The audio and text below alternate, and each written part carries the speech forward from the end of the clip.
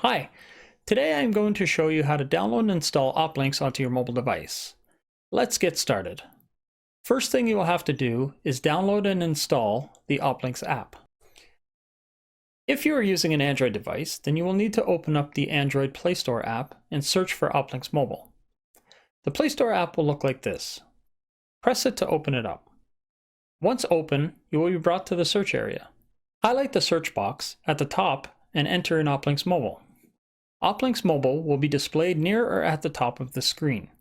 Select opLYNX Mobile and it will bring you to the download screen.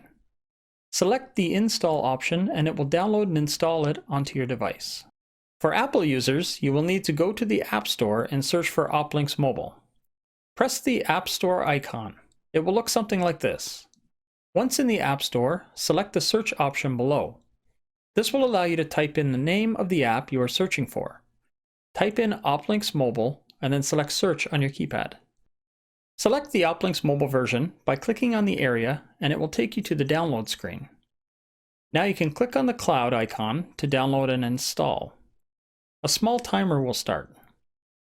Once the installation is complete, an Open button will appear.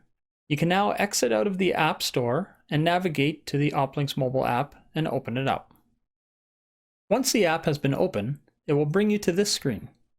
You will need to input the asset name that was given to you when you were registered in our central database.